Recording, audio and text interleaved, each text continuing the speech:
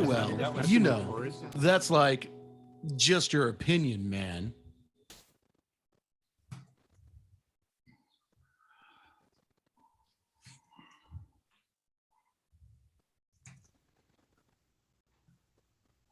And here we are.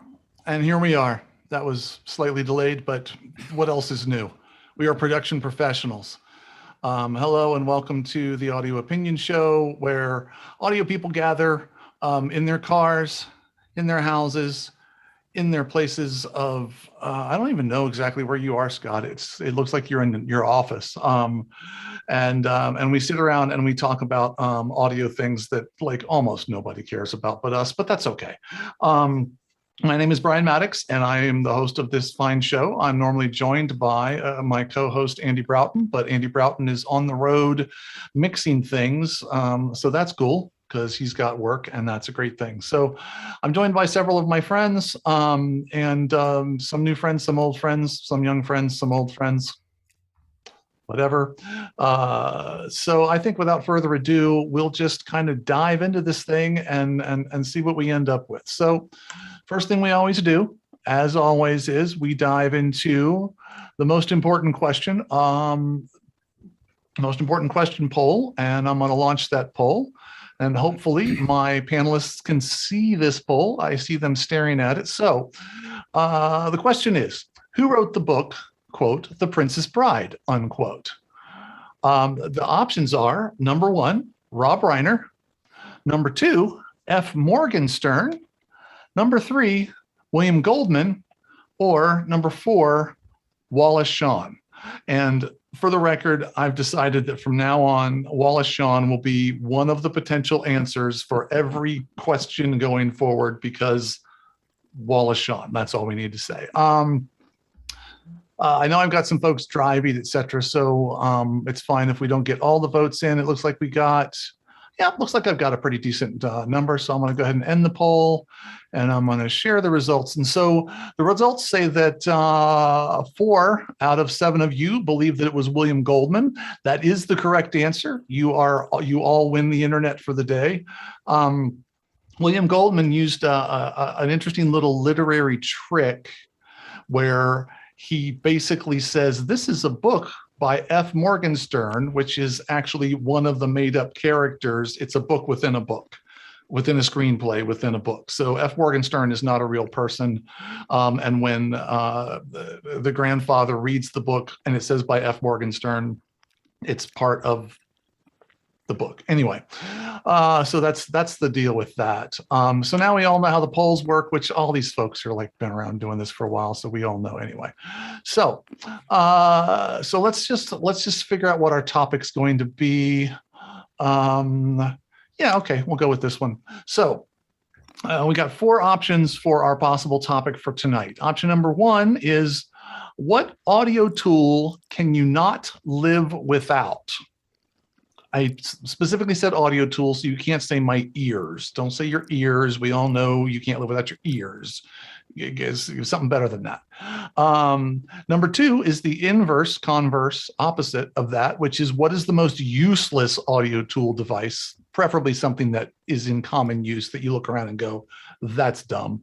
Number 3, and I think this is an interesting question, does live immersive audio, and I mean in terms of sound reinforcement, actually really make any sense? And number 4, what do we think the next big, quote, line array type game-changing tech's going to be? This is a crystal ball kind of question. What in the audio field is someone going to come up with that's going to literally change the whole scope of what it is that we do? We, for some reason, all the way up until the year 2000, nobody used a line array. Now everybody uses a line array and nobody gives it a second's thought. So it's already, I already got enough votes because it's sort of overwhelming. So, well, no, we got one. Anyway, I'm going to go ahead and end the poll. And I'm going to share the results. And we've kind of answered that. We've talked about this question before, but I still like this question. What audio tool can you not live without? What single audio tool can you not live without. I'm going to get rid of that and get rid of that so I can actually see who's talking. And I didn't pick a first person ahead of time, so that means I'm going to pick on Joe. Joe, launch us off with something, and then we can rabbit trail to whatever we rabbit trail like we always do. Well, first off, I do want to say that I think your ears are in fact a tool, but regardless. Well, I also think that Joe Foley's a tool, but that's not what we're talking about here. We're talking specifically about a piece of electronic equipment. So I still think that probably the most important tool that I use most frequently is a cue box or sound bullet or insert ability to push tone and listen to tone or other signal on a line. I think that is still one of the most useful tools ever, just because of it's a major troubleshooting piece of equipment. So for you, it's a troubleshooting thing more than like a super cool thing. I do know we kind of went almost down a long rabbit trail a few weeks ago just about a Cat 5 testing tool and how we all geeked out on it. So I get it. Actually, what do you like better? Do you like the cue box better than the sound bullet? I know they're kind of potato tomato. I will say the key things that really win me over on the sound bullet are size, the fact that it just feels more solid and less likely to break. It doesn't have a battery door for me to lose, which has happened almost always immediately. And the 9-volt battery in a cue box nowadays is being harder and harder to replace on site. So unless I'm going to carry a brick of 9 volts everywhere with me, having the rechargeable battery in the sound bullet is another big win. I also appreciate the fact the sound bullet has actual metering on it. Yeah, the speaker isn't quite as powerful as the speaker on the cue box, but I think the preamp stages and the amplifier stages are cleaner. So if I put a headphone in there, it just sounds better. So I can actually do semi QCing on that rather than. And there's no doubt it's way more convenient. I will say that long ago, the fact that it runs off of a 9-volt became an enormous sense of annoyance to me. Because you forget to turn it off. Yeah, you forget to turn it off. It doesn't have an auto off, and we just don't carry 9-volt batteries anymore. Like that's just like I would be on a show just site. Put them on the shop order. Yeah. Put them on the shop order. They'll be there at this point. And you take the rest of the sleeve home because nobody else wants it. But at this point, we almost don't carry AA's or AAA's because everyone's going to rechargeables. So now I keep having carpenters show up to my work boxes and go, "Oh, I'm just here for some batteries." I'm like, "Good luck." The shops still have them. They can still send them out on a show. All you got to do is put it on the order. Yeah, a shop. Yeah, they're just 3 years old though because they've been sitting there since before COVID. Well, there is that too. Well, and the shop, just put it on the shop order. Yeah, kind of. I mean, I agree with Michael. It's like rechargeable is great until you lose the power supply. Well, so this is part of why the sound bullet is genius, because it's a micro USB, right? So in theory, half of our devices charge on micro USB or something along those lines. Well, none of mine do.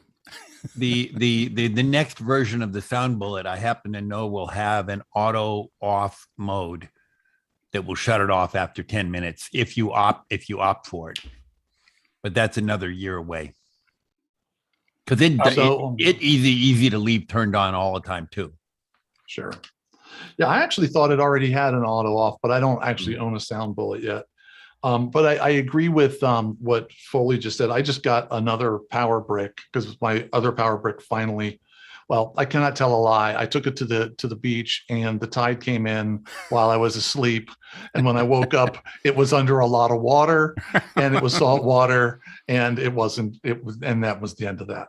But yeah, I mean, even this little power brick has it has built-in USB-C charge cable and a built-in micro. I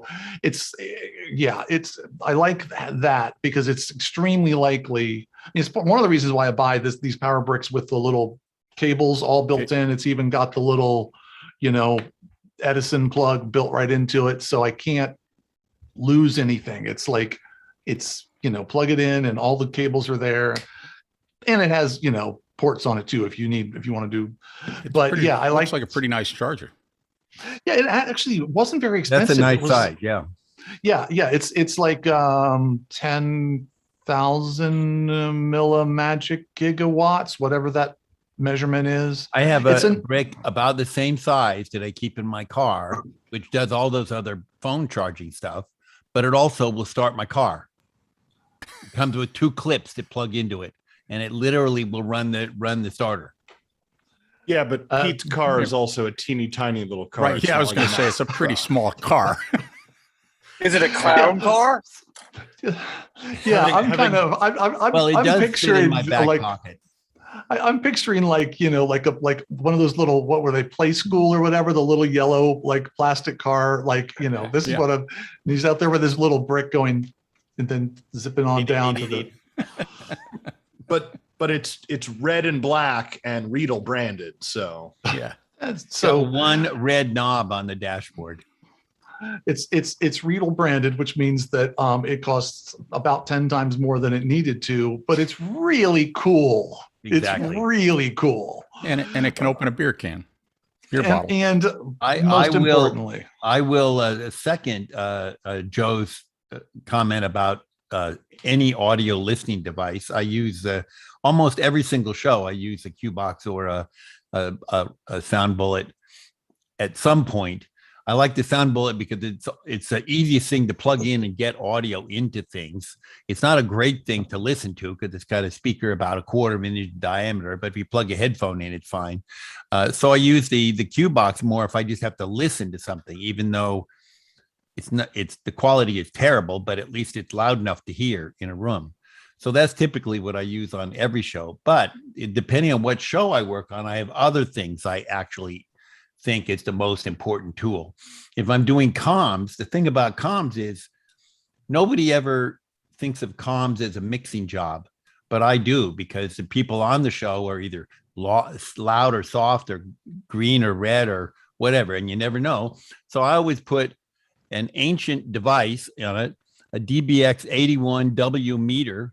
I plug onto my panel, and I'm able to set everybody's level to be exactly the same, because it's after a while, it's a little hard to hear. You see, are they louder? Are they softer? Right. My ears getting tired, whatever. Another device that runs on 9 volts. Yeah, a lot of 9 volts. But if I'm doing an RF job, obviously the job I need is a spectrum analyzer, and I have my TTI and I have my Field Fox. He's breaking out the tiny SA. I knew there was no way we weren't going to get the tiny SA in here somewhere, because that is extremely clever. Under $100 for this. A tiny SA. It has a touch screen to do all the controlling. It's rechargeable, and when you charge it, it's plugged into your PC, and you have an app in the PC that gives you all the rest of the apps functions you need on a regular SA. So you could put this card size thing on the back of your little portable PC device. It doesn't play well with Macs, but you could turn your little PC device into a nice little SA. This does have a tracking generator built into it too, so you can tune your which is astounding, because none of the other cheap devices do. Yeah.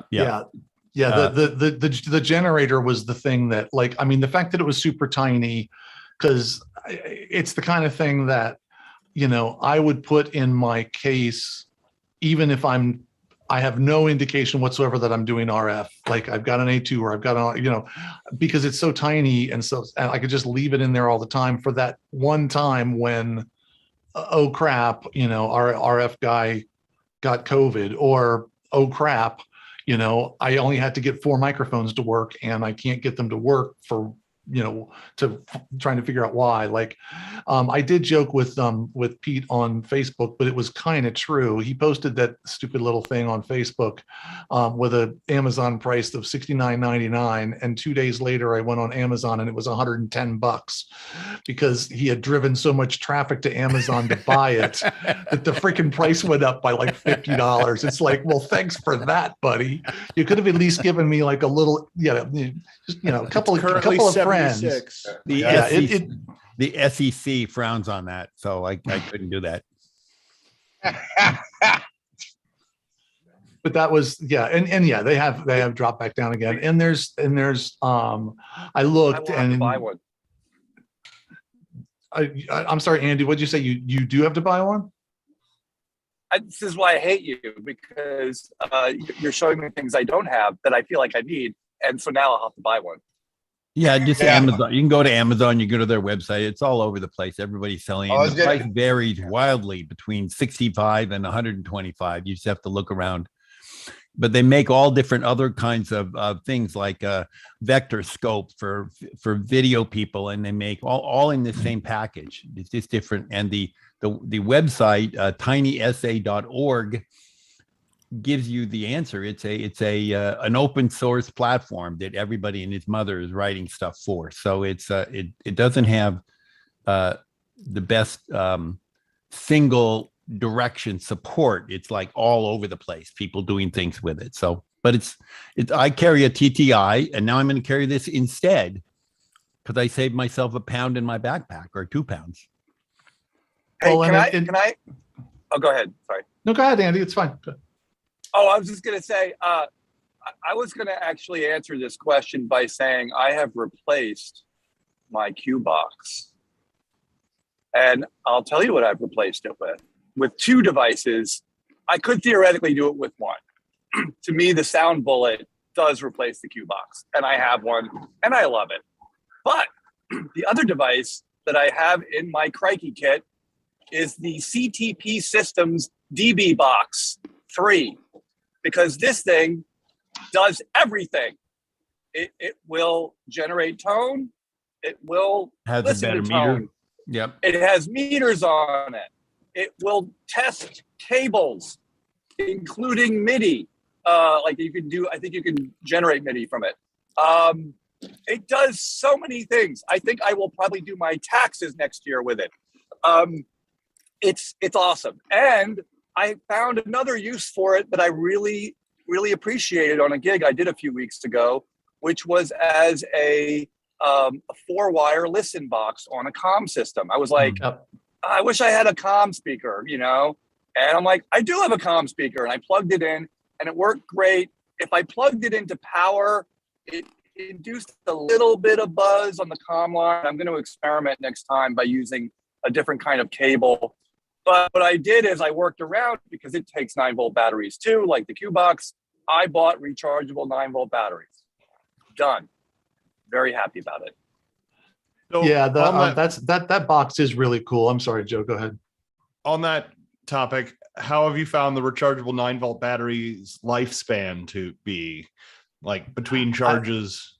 I am only going to jump in on this because sorry, Andy, I have literally 12 years, maybe 14 years of experience with this.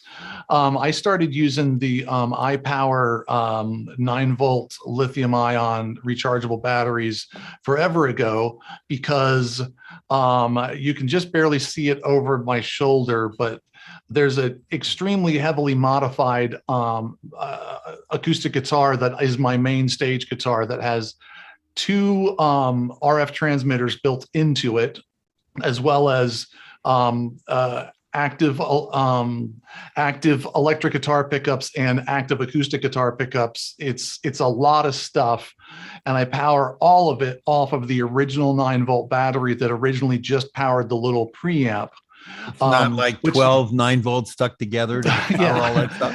Yeah. And so literally like, an alkaline 9-volt battery lasts like an hour, maybe an hour and a half. Like it works just fine, powers everything just fine, but it burns through batteries like they're going out of style. And so I, did the research and trying to find and got like the nickel metal hydride ones, which were terrible. They didn't last nearly long enough. And so, yeah, I started using these whatever brand I just said they were, iPowers, and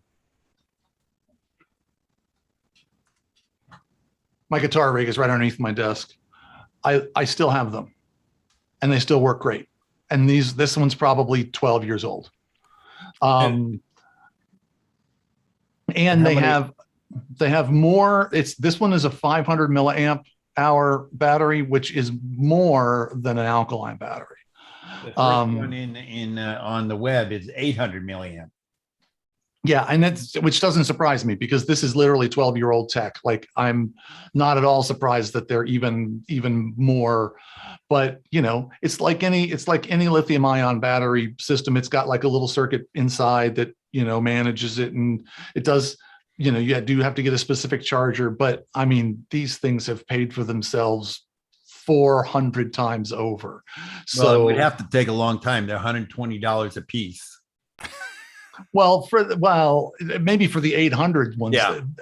Yeah. So these are about $12 to $1,500, $12 to $15, not $1,500. It's like $12 to $15. And I think when I bought them, they were like 8 to 10 or something. Like it was a little, maybe 15. I don't know. There was something like that. And the charger was like $40 or something. But I've been amazed that these things have lasted as long as they have. And I've probably got several thousand hours of stage time with these things. I used to be a music director at a church. Like, it was a dozen to 20 hours on stage every week, week after week after week after week, and use these things to death. So that's my ad for those. But yeah, they work really well. Well, and so as much as Mac was saying, you can order batteries from the shop, the environmental impact of having to toss all those batteries at the end of each show adds up. So finding good rechargeables is good. Yeah. Well, and honestly, like now that you mention it, like I've never even really thought about bringing a couple of these with me to go in my cue box. Although I don't use my cue box that much anymore, and that's just another story. Cue boxes are great, but I don't. You have system techs to do that. You have man, that's sad.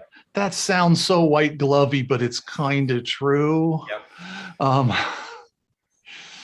So, but also like that DB box takes up a lot less space in your Pelican. So carrying that versus carrying that much more air, because that's Pelican. The Q box is a lot of airspace in there. Yeah.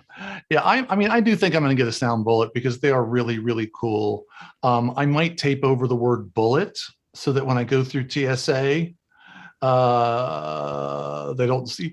One of our frequent contributors, Dave Rittenhouse, I was on a job with recently, and he had the lav bullet, which is another little tricky device. Joe was getting ready to, I could tell by the waving of his hand, he was going in the same place, but it's literally shaped exactly like a bullet, but it clips on the end of a lav microphone wire, so you can drop microphones down people's shirt. It's fantastic, but it literally looks just like a bullet, and it literally says bullet on the side.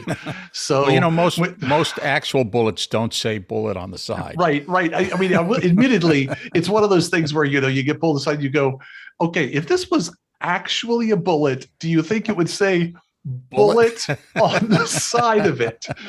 Well, and in response to exactly that, they've also come out with the mic drop, which is shaped like an old like RE 50 or something, right, for dropping down someone's shirt.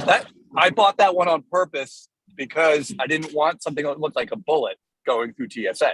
So I have the mic drop, which the only thing I would change about the mic drop is to just make it a little shorter. It's a little long to pop through someone's shirt, but it does work great. I mean, there's also the lav rod that they also make for stuffing mics down people's. It's like a 4-foot long piece of carbon fiber rod. This I've not seen, but this feels what do you call those things that you use to run wires down Push rods, yeah, just gonna say.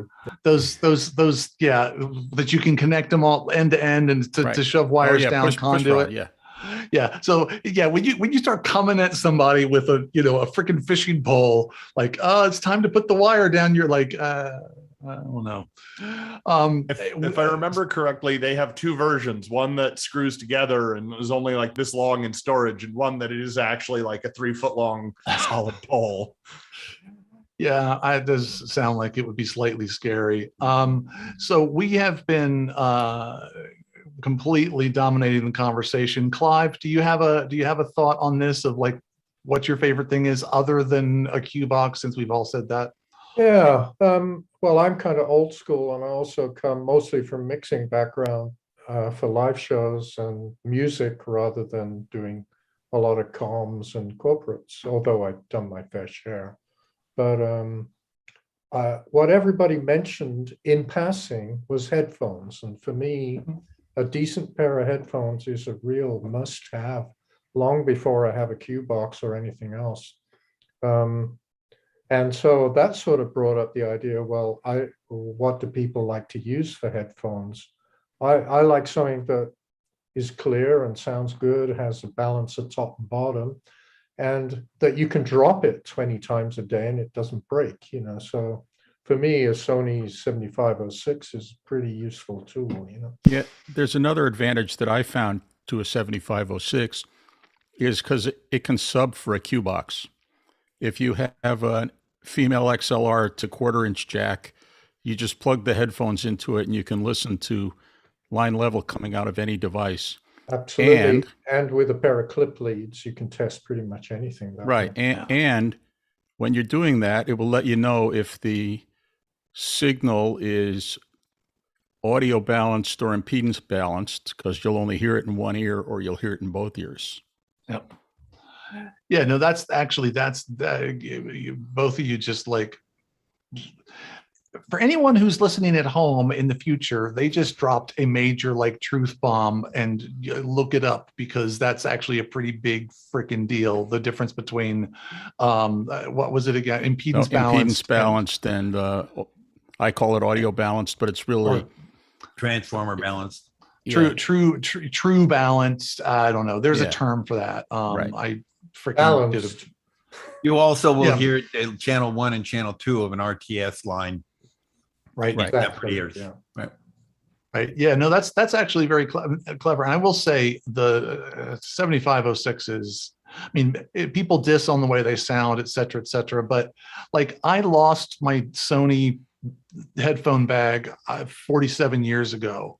And I literally I like make the ball and I like wrap the wire around really tight and I cram the connector inside. Like, I mean, I abuse the bejeebers out of my headphones. They refuse to stop working. Like they just refuse to stop. I know what I'm getting you for Christmas, dude. They make a really nice little shell case for it was $12, I think. I lost mine. 7506 is fit in great, dude. And I carry one because I actually broke the metal arm that holds, I think it was my left ear. So I broke the damn thing, and I've got, okay, I'm never letting that happen again. So I bought the stupid case and been great ever since. Nice thing is if it came off the left ear, now you have a mono cup that you can just hold up to your ear easily. Right. I will say that shell case. And the other thing, sorry. Go ahead, Clive. I was going to say the other thing about 7506 is that after a lot of use, the ear pads wear out, but you can buy them for $10 a pair on Amazon and keep those suckers going. I've got a pair that's like got to be over 10 years old. Mine I are at dropped least them, that old. I don't know how many times, and they still work. The other nice thing is when all the leatherette comes off of the ear cups, it's nice fabric underneath there, and so you don't sweat in them anymore. Although there's It gets all time, over your clothes. So. right. There's a time period where you have black stuff stuck to your ears, but there's that once in that's all between gone, time. There's that in between time that it reminds me of the old binocular practical joke with the where you end up with the Right. raccoon eyes. It's like your A2 walks over to you and like turns his head and he's got like these black flakes all over the side of his head, and you just don't tell him. You just don't. no. You just because it's you know exactly where it came from, and you just my set of, I think they're on their second set of pads, and now it's time for another set. Who knows? They may actually not sound right anymore. I don't know. I've ridden them so hard, but they just freaking work. It's kind of unbelievable. They're a little bit bright compared to some maybe flatter, but on the other hand, I'm 71 years old. I need a little bright. It's join the club. Me too. It's but they're definitely bright. Yeah. But then I got a pair of my backup phones, which have been buried in the bottom of my road case for years, because I never have to fish them out usually. But they're Sennheisers, and they have a little more extended top end. But sometimes in a loud show, you need that little bump in the high mids that the Sonys have, just to help you hear through a mix, Yeah. Back on the topic of earphone. Show the thing, because I know exactly what you're going to show. Because I bought a bag of 100 of these for like about $2, and it opens up into a little tiny shower cap. And this is the small version, fits over a lightweight headset. And I bring this on a show, and on all the rental headsets I put out, I put this on it. And people come to me and say, boy, it's much nicer putting this on my ear than that very used headset. And it's very cheap. And it comes in the big over ear type or in the little tiny ones for very inexpensive. And they pack down really small. Yeah, we use those at the Olympics for all the announcer headsets. Yeah. And then it was one of those things. It's like once I saw it, I was, COVID, no COVID, whatever. I'm just going to do this always, because it's like, who knows where this headset's been. Like, exactly. I've always been amazed over to the mic, but these just goes over the ear. I've always been amazed that people like stage managers and that are wearing headsets all day, every day, but don't own their own headsets. I find that's completely disgusting. Baffling. Completely it's disgusting. Deplorable. And they're putting on a headset 50 people have sweated on. It's gross. Yeah, I have always found that completely baffling. It's been the one thing that almost every show caller who doesn't have their own headset, it's like, as soon as I feel like I have a relationship that's good enough, it's one of those pulling them aside and going, spend $200, buy the headset that you love and 3 little adapters, and I'll show you which ones you need. Right. And then you'll never, whatever terrible headset that somebody shows up with, you just like shoo them away. No. I have my own. Shoo. I haven't used anything other than my own headset for at least 20 years. And a lot of that is, I own at least 6 or 7 that I use on a regular basis. And then I have a whole bunch of, because I bring something different depending on what it is I'm doing. But the bottom line, it's just like, I don't really want somebody else's, I'm not a germaphobe, but I just don't want somebody else's world in my world. Yeah. It's like, or many other people's stuff in yours. Well, exactly. And probably people that I'm working with right now, because it's like, we pull especially now, anyway, that's sort of my kind of personal, which, since I haven't answered this question, that would be my answer. If literally you tell me there is only one thing you can bring to the show, everything else in your work kit has to stay home. You can bring one thing to the show. My first choice is Pete Erskine. But if I can't bring Pete Erskine, my headset. Like literally, I don't even want. I have a couple of clients that I work with on a regular basis that don't even have any lightweight headsets, and I will not wear a head clamp. It will give me a headache in 3.2 seconds. Like I no, and I only like about 2 out of the possible 7 different kinds of lightweight headsets that people are likely to have. And so not yeah. PH88s, which is what everybody has. Right. What do you like? CC26K. What do you like, Brian?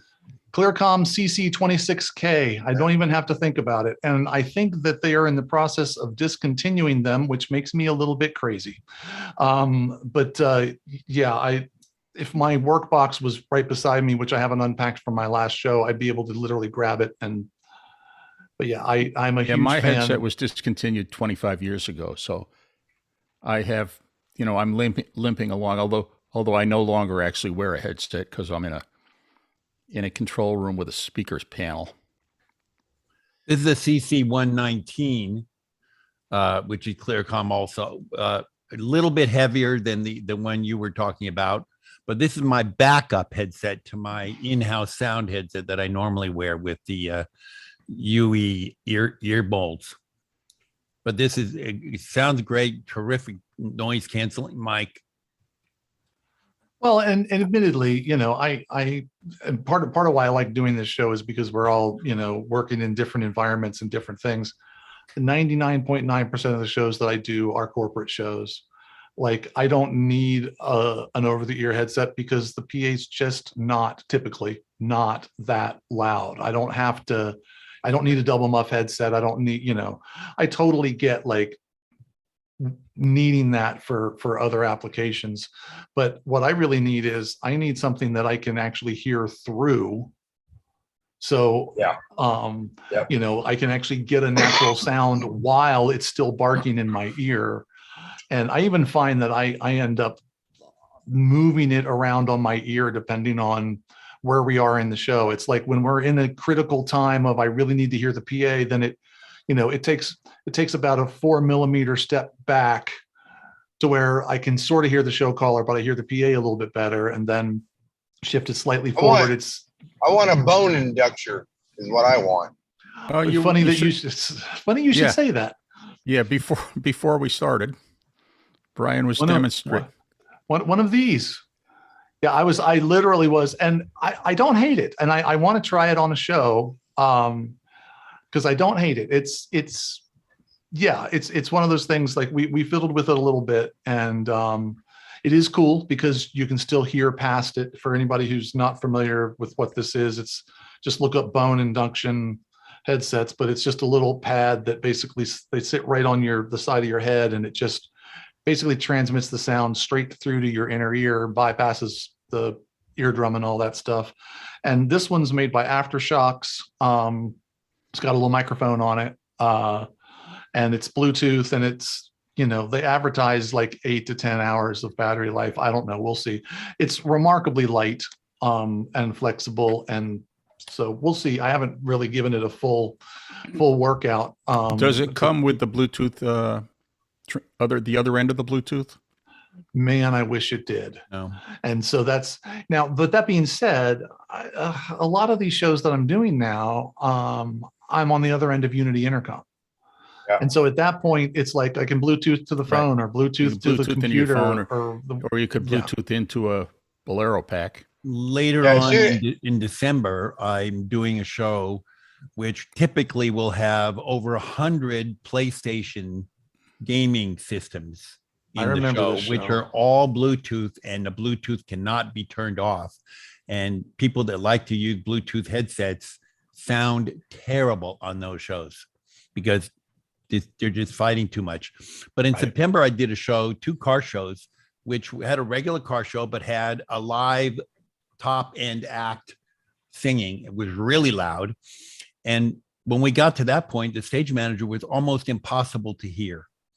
And I didn't have this headset with me, and I'm going to make sure I bring it with me all the time. This is a headset made by UME Voice, and it has a dynamically unidirectional mic on it that literally you can be 1 foot or 2 feet in front of the main PA stack, and you can whisper into it, and the whisper is way louder than the sound of the PA stack. And I've seen you show that one before, and I just find that I totally believe you, but I find it absolutely amazing. I came into a Katy Perry tour halfway through, and nobody could hear the stage manager, and they hated it. And I switched them over to this, and all of a sudden the crew said, "What happened? We can hear you." And is it a dipthoid element? Say that again. You know, is it a dipthoid element like those Crown headsets used to have them? Well, you can't take the foam off, but it has special aiming to get the signal into the back of the mic very in a particular way. And it's I don't know what you would call the mic, but it's a company made by UME Voice, or their website is called theboom.com. And this particular headset is a noise canceling headset, but I have another one which is a regular dynamic headset. And I would insist that the stage manager use this one, at least when they get to the music part of the show. How much is that? This is $1,000. The normal one, regular headset, is about $180. Dynamic headset, single ear dynamic headset with this one. But this is expensive because it's their version of the Bose headset. So the ear cups are noise canceling as well. Those are active noise canceling on the ear cups, which is not as important as the mic. Right. It's the mic that matters. Right. And I would go ahead. They do have a bone conduction version of that headset, it looks like. That's the one I bought, which I found I needed to put an amplifier on the bone conduction thing. It works fine on a walkie-talkie, but on the ear out of a intercom thing, it doesn't drive it nearly as much. And I'd love to try the Bluetooth one to see how that works. Yeah, this app, just in my admittedly relatively limited fiddling with it, it seems to get loud enough that the vibration on my head is annoying. Like, like it's loud enough that even though my ears are completely open, it's like I really can't hear anymore because it's loud enough that it's overcoming, the I would suspect that the microphone on the boom uses some form of differoid 2-element, the old wall of sound. No, it's a single element. It's a single element. Okay, interesting. It's spaced between a V-shaped thing like this, or actually it's like this. And on their website, they explain how they do it. Interesting. On my website, I have a recording of comparing this mic to a Dave Clark headset with me standing right in front of the PA. That's the the.audio.com website. Yeah, I would encourage anybody who cares to go to that, because I have heard it. Like I listened to that demo and was just kind of like, that's crazy.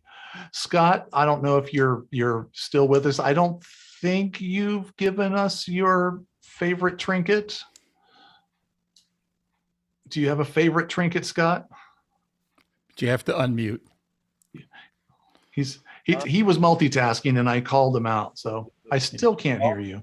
You can't hear me? Now I hear you. Sorry, I was talking over you. My bad. Go ahead. The push to talk on Zoom wasn't working. You're supposed to be able to use the space bar. Well, you started off saying it was electronic, and I didn't really have much to add when you said that. But now you've opened up the scope to actually include staff members, which you don't know any of my people, but a person is much better than a tool. I always have to go back. I cannot stand for extended links anymore because of my back damage and all that. And I've searched hundreds of devices because I don't like to sit, because I feel disengaged, and if you're tired after a whole day. And I finally found a thing that basically is a support for your back section. It's a round, just a round foam pad on an adjustable scissors thing, and it relieves all the pressure off your spine, but you can maintain vertical and stay engaged and all that. And what's it called? What's that? you have a name? Is there a name we can look up on the web for it, or is it a particular brand name? I probably can, yes. And it really, if I forget it, it's almost, I gotta go out and buy a wood stool or something because I can't do my work. When Peter mentioned his jump starter, and everybody kind of laughed. Those things can save your life, and they're not toys. And I did find that. And this one, which is a bit pricey. Can everybody see that? Yep. The NOCO is the quality of the batteries are excellent in it, but this 3,000 amp hour will easily start a 1-ton pickup truck with a diesel. And that's only about 6 inches long or so, right? Yeah, it's somewhere in there. It's a little. That's a little beef. The lights in the building went off. I'm at a client's at a data center, by the way. And I'm in the middle of Wisconsin. You need this to keep the lights on. Yeah, but anyway, and one time in a pinch, I used it on a rental diesel box truck, and it started it. I had to fiddle. So having one of those in your toolbox, and especially in the winter up here, can really save you, because people will leave 8 chargers plugged in the box truck, or leave the lights on, and you come out, you know the drill. So if they're not just for little cars, you really got to get one of those if you're in a position that you could be stranded and need a jump. But what if your rig is stranded? Can it operate a quarter or half-ton motor? You mean like a tow motor? Would it? No, like a chain motor. I think Mr. Lipnick might have been. I think he might have been being cheeky, as we would say. He was being a little cheeky. Yeah. There are a lot of devices like this under $100. Yeah. But they won't start a diesel. Oh yeah, well maybe not. Well, you never know. I mean, I was just on a gig where the sound vendor's truck died, and it had 2 batteries, and we had to use both the jump pack and someone else's truck to jump it. Well, in that case, yes. Neither one would get going on its own. Yeah, and I should have said that the 1-ton does have 2 batteries, and it took some, like I said, it took some fiddling. That's actually a good idea to use the jumper cables with it too, because I think I ended up putting a pre-charge on it and then putting that on, because it's if you forget to plug the block heater, I don't know how many of you guys live up north, because I'm not going to go through this if you all live where it snows. No, well, the oil gets extremely thick when it's cold outside. So if you don't plug your block heater in and you've got a marginal battery, your starter's not going to be able to turn the engine over if after the truck's been sitting for 7 or 8 hours and they forget to plug the truck in. And of course the client wants the stage pulled out or whatever, you've got it with you. So Scott, can you stop sharing this now? Oh, sorry. So anyway, you mentioned it. I just wanted to say that saved my life. Okay, stop share. There it is. It's in the address bar. And while everybody else chats, I'll find the link for for that back support. It was on a chiropractic back support, or is it just a something to sit on, a cushion to sit on? You don't really sit. You just take your pressure off. It has a pivot point, a hinge in the middle. Oh, okay. So it's like an X, and then it has a cushion, not unlike what's on a leg press in a weight room that you wrap your legs around. It's a very thick foam cushion that. It's a whole chair assembly. It is, but the hinge folds, and then we usually just throw it in the very top of the truck. I'm always looking for a chair that I can actually carry with me when I never can find one. See, I thought that charger was the thing that keeps your back supported. You just clip it on to yourself, and it to each leg. Exactly. Well, I'm sure I provided a segue between those 2 lines of thought, but that's okay.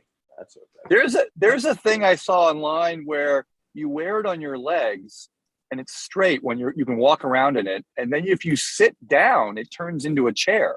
It's very odd, but it works.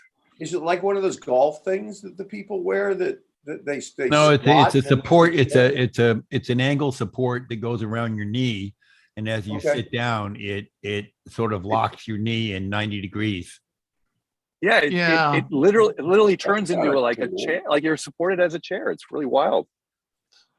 Yeah, well, but it reminds me a little bit of the exoskeletons, and then suddenly we're in Terminator land, and we all know how I that can't turns wait. out. I can't wait. Like Yeah. Have you it seen goes those little it goes stick- badly. Look, The only we're coming up on an hour, and All right. we've officially We'll talk rabbit about that. trailed off of. If Scott, if you find the link to that, stick it in the chat though, because I'd love to. I'm going to do that right now. Thank you, everybody. Have a if I don't join again, have a wonderful Thanksgiving. Okay. Absolutely, Michael. I don't know if you actually did you get a word in edgewise sufficiently?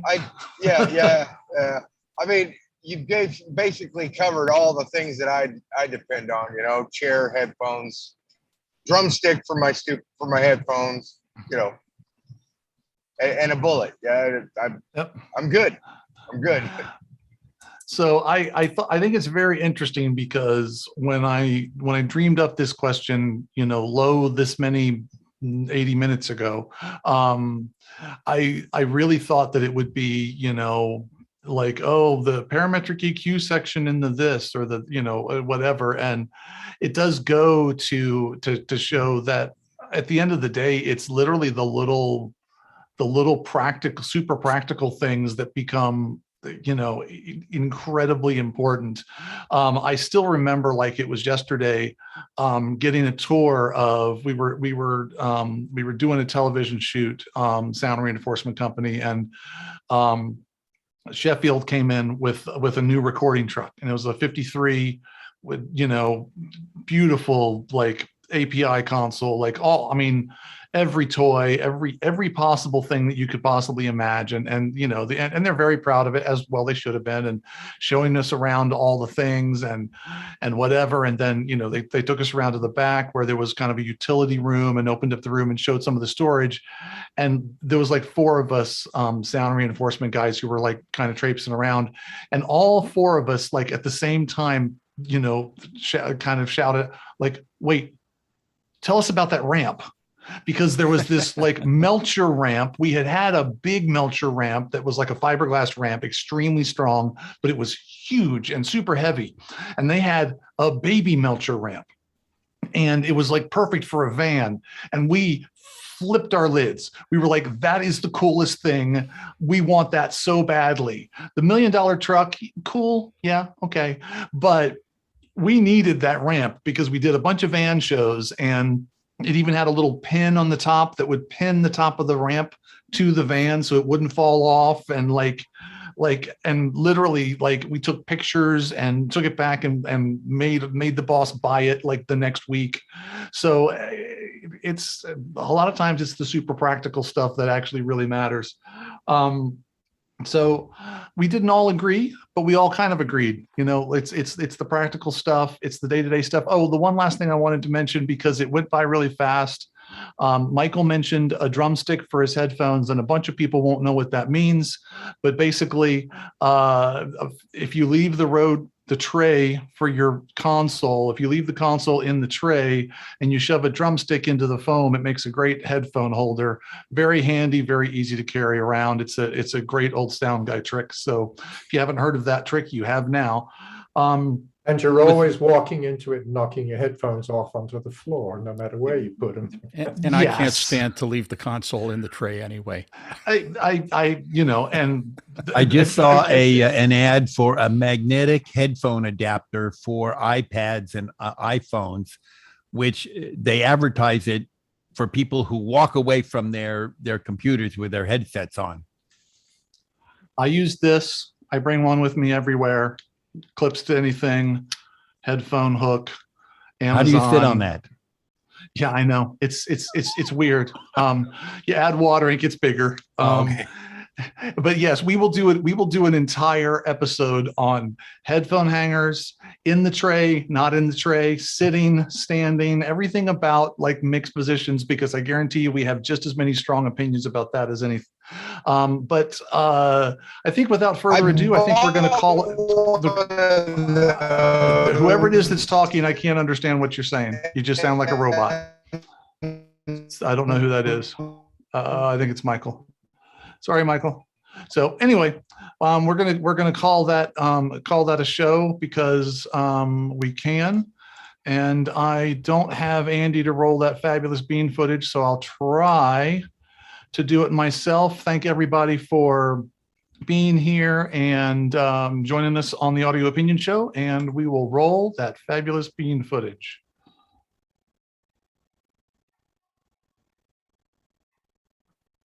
Sans audio. Who needs audio? Yeah.